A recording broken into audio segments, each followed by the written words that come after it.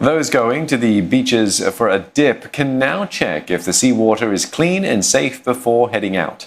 The National Environment Agency will put up weekly updates on water quality at 7 popular beaches based on bacteria levels detected. Faris Jeremy explains.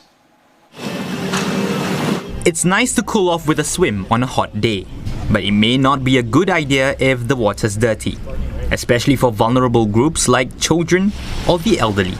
To protect beachgoers, they can now access more frequent readings on water quality at 7 beaches, like Sentosa and East Coast Park. These will be updated weekly instead of just once a year previously. NEA told CNA water samples are collected at 500-meter intervals along each beach and sent to a lab to test for Enterococcus bacteria. This can be found in feces and is used as an indicator of water quality by the World Health Organization. Readings are then classified into these 3 bands, from normal to high, to alert beachgoers if they should reduce what's called primary contact activities. These include swimming and wakeboarding, which could involve immersing one's face or body. Those visiting beaches at Sentosa can also scan QR codes like this one by the Lifeguard Tower to check water quality. It will take them to NEA's website where they'll find out if it's safe to go for a dip. But beachgoers are mixed on whether this would be useful. I don't think I'll check it because I feel like the water is relatively clean, and if it looks fine to me, then yeah, I'll still go in. I would check how the water levels are, because if the water levels are not good on that day, I would probably not. I'll choose to go on another day. It will help us to actually plan in ahead. At least one kayaking guide will be taking the readings into consideration when conducting activities.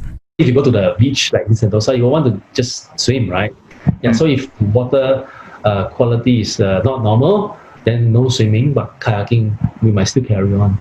Symptoms caused by exposure to contaminated water could include itchy eyes and rashes.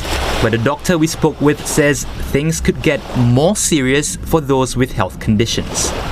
Per se, it doesn't affect health unless it is an individual who's got low immunity, or if there's any injury to the guts, or which in this case, then this bacteria then gets into other parts of the body where it's not meant to be, and then it causes an infection, or sometimes in even bad cases, it causes what we call bacterial sepsis inside the blood. NEA says there's no need to be alarmed if readings go up.